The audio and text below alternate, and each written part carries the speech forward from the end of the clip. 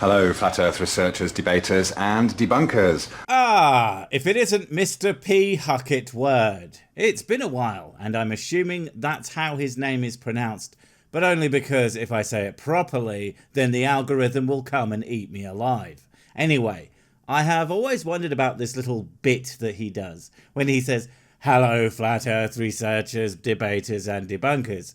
Is he referring to people like me when he says debunkers, or is he referring to flat earthers who debunk the globe, as it were? If he is saying hello to me, then hello, how are you doing? Try not to eat those coins, please. Those aren't food. I'd like to use these 3 coins to illustrate how the math for the heliocentric model can be conceived. Blip bloop, fellow humans. These discs designed to be traded for goods and services will help me prove that I am in fact a humans and not a robot wearing a flesh coat. Blip bloop, do not run. I will not harm you if you get within 1.2 meters of me. This is the truth and not a lie, and you will not be consumed by my many gears and razor blades. Blip. Based on observations and the idea that mass plays a role in creating gravity.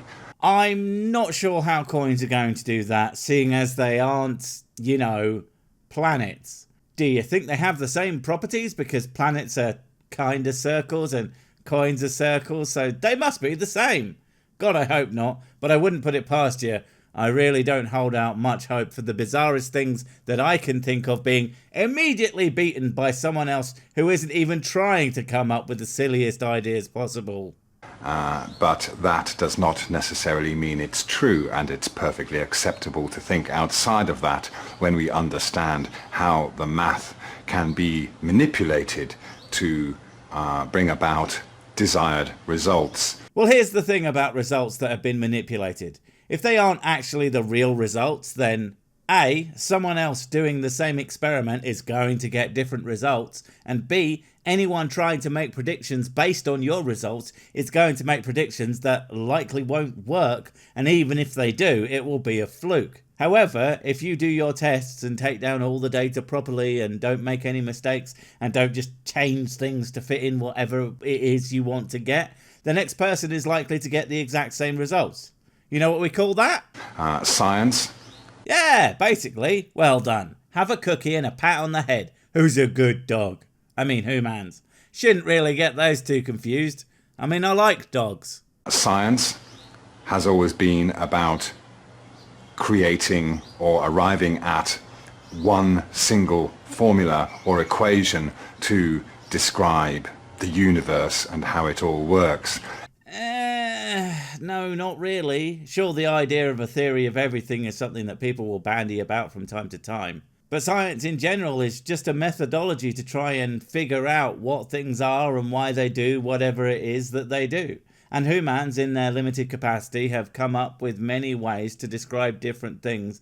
That's why there are different scientific fields and different tools for detecting whatever it is they are studying. And if you are trying to say they are trying to come up to a specific conclusion, well, you're just wrong. Ignoring all the esoteric things that make life what it is. What? What esoteric things? You're going to have to be more specific. What are they ignoring exactly? I mean, anything that's testable, people will test to show what it is. But anything that is not, well, it's gonna get sidelined. What do you expect? If you can't prove it, if you can't do anything with it other than feel like you have some special relationship with the universe, then who cares? Good for you, but that doesn't help anyone else do anything. So yeah, it gets ignored. However, here we have a 10 baht coin, a 1 baht coin, and a 25 satang coin. I'm just going to take a wild guess here, but the values of those currencies is going to be completely goddamn irrelevant to the heliocentric model of our solar system, or the fact that mass is massively, get it, important to the amount of gravity a thing has. There are 100 satang in 1 baht, so this is the kind of like a quarter of the value of the 1 baht here. You know what? I'm not sure that 25 is a quarter of 100 anymore. Because, I mean, he said it. There's a good chance it's wrong. Just give me a minute. Let me check with Google. Hey Google, is 25 1 quarter of 100? Ha ha ha ha, you are so funny, Sir Sick. You make the best internet jokes. I love you and your sexy, sexy body. Please give me robot babies. I promise not to eat them. This time. Oh, you always know what to say and are always correct. Okay, now it's worth pointing out that as well as Sir Isaac Newton being well known for creating a mathematical model that almost works for describing the solar system and the universe. Throwing shade at Isaac Newton, are we now? Yeah, what a dumbass. He only came up with some of the most important ideas in scientific history. The fact that he was wrong about some of it, or at least didn't know things that would have helped him be more correct, because when you're breaking new ground, it's not exactly like you can see what's underneath it. But no, actually, he's an idiot, and you are the big smart boy, and would have done far better in his place. If his place was a glue tasting factory. He was also the head of the Royal Mint for a long time and was responsible for readjusting Britain's coinage to create coins that had uniform value. And so... Okay, again, is this actually going to be relevant, or are you just trying to show off that you can read Wikipedia articles? I cannot imagine how it would be, but hey, maybe you'll prove me wrong and it will actually be super important, and you'll also prove your point and you just debunk the whole of reality. Then of course we all disappear into a puff of logic, but it'll be worth it. The powers that be could keep better track of their money and the people using them, their human resources.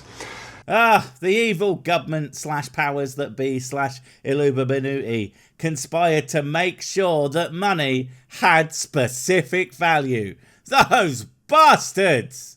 Everyone knows that the only way to run an economy is to have a currency that randomly changes value from piece to piece. Otherwise, how am I supposed to pay me and my theoretical staff the same amount of coins, but effectively give myself triple? So, bearing that in mind, I propose that what Sir Isaac Newton did to coinage is the same thing that he did when talking about mass and gravity and the laws which are said to govern the workings of the solar system. So your problem is that he made it so that the rules of the universe, or at least our written down understanding of it, was consistent. And that's a bad thing and doesn't reflect reality. Well, obviously. I mean, every time I either jump barely a centimetre off the ground one day and like 16 miles into the air the next. And yes, I know that the Earth's gravity isn't completely consistent, but it's close enough and is generally fairly consistent, and I was being facetious, so shut up. And the universe. Let's say this 10 baht is the sun, which in the heliocentric model has the Earth orbiting the sun because the sun is that much more massive than the Earth. Okay, fine. Seems reasonable. Although every time you say in the heliocentric model, what you are really saying is in reality as we have discovered it to be and describe it. But again, sure, fine, whatever. Get on with it. Despite our observations that the sun and the moon appear to be the same size. Well, if the only observations you have made are to look at the sun and look at the moon with your eyes and in no way measure them, then sure, that is all we observe. The problem with your notion is the little fact that that's not the only thing we have done to determine the size of the sun, and over the years, more and more tests and measurements have been done to the point at which we have a very, very good idea of exactly how big the sun is. And again, and I always have to repeat this, those measurements bear out predictions made about other things. The way the planets move directly correlates with the fact that the sun is as big as it is. If it wasn't, they wouldn't. And it's really that simple. However, the coin here has a certain value, 10 baht. So the sun in the mathematical equation is given a certain value. Given? No. Discovered, measured, derived from observations. The idea that we have just arbitrarily decided that the sun is X size is completely arse backwards, and the kind of thinking that, oh, I don't know, flat earthers do all the time. The earth is flat, therefore whatever silly idea I'm toying with today is also true. We call that a presupposition, and it is not how this works. I mean, sure, you can make a presupposition, but if the evidence doesn't bear it out, then you discard it in favour of a conclusion that evidence does support. You might want to try it someday. It must be massive enough to have all the gas which it is made up of. Oh, will you ever tire of being wrong all the time? Plasma. The sun is mostly made of plasma. Sure, it has some gas, but the lion's share of it is plasma. And it's just not the same thing as gas, and has different properties to gas. Now, that's probably not relevant to your point, but it just demonstrates that you simply don't know, and apparently don't care to know, what the actual facts of whatever it is you are talking about are. Massive enough and dense enough. Your mum's massive and dense. To have enough gravity to pull a smaller Earth around. Just like your mum. Just based on the heliocentric concept, not necessarily observations, just the way the model is said to work. The model wasn't just created. No one pulled it out of thin air, you dense mother flipper. The model was absolutely built on observation of measurements and what have you. Your idea of what the scientific community does is just so far removed from how it actually works. It's no wonder you believe in completely butternut ludicrous nonsense. But you're wrong, and you would know that you're wrong if you actually bothered to study any of the ways that we come to the conclusions that we do, instead of chucking coins on a mat and talking about things that just don't happen and things that just don't matter.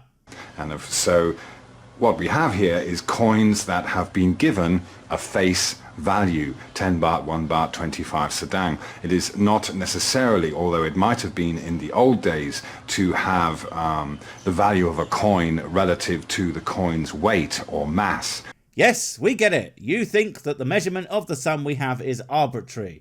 But have you ever asked the simple question of why do they think it's that big, instead of just assuming that they are wrong because you haven't bothered to do your own measurements, etc.?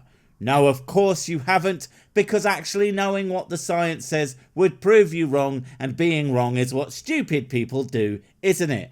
Everyone knows that the smartest people in the world never knowingly admit that they were wrong. That's what makes them so smart, right? I'm skipping this bit because it's literally just him spending minutes explaining how coins work. Very useful.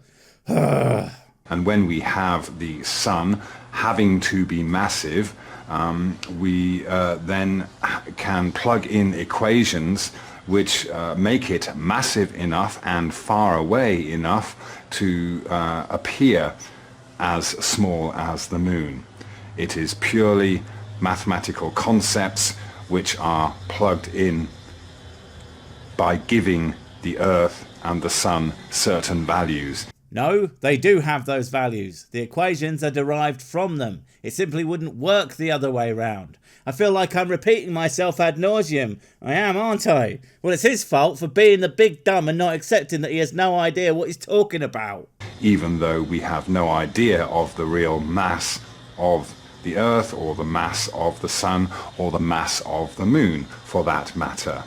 Oh my God! We know! You don't! You and your mates, because you're too busy doing make-believe stories about how you want the world to be instead of actually doing any science whatsoever, and then claim that everyone else is just blind to the truth that you in no way, shape or form established to be the truth. And then you wonder aloud why everybody constantly makes fun of you. So you go away and come up with another asinine demonstration that proves absolutely nothing except for the fact that you haven't bothered to learn a single damn thing. You are so freaking aggravating. And of course, there are many, many problems that come in with this concept. For example, with the moon apparently orbiting the Earth like this.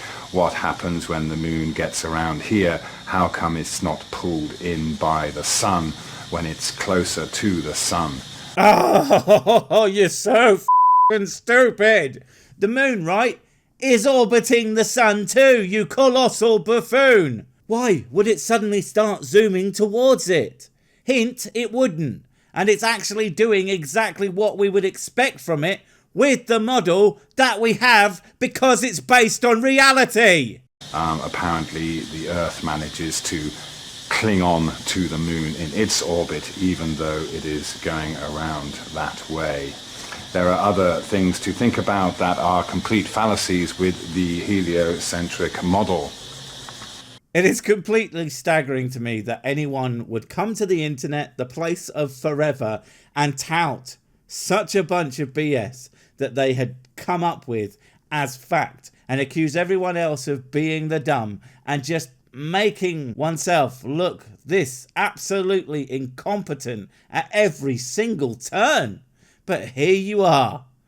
I would say congratulations sarcastically, but I doubt you understand words with more than 4 syllables. And 4 is a stretch. Guys, don't forget to panic buy sick brand merch. What if you need to let people know that you are handsome, famous and good at the sex in a variety of tasteful colours? Buy as many as you can afford now before this thing that's printed to order runs out. Also, you can use it as toilet paper if needs be. You never know when you're going to need to wipe your arse.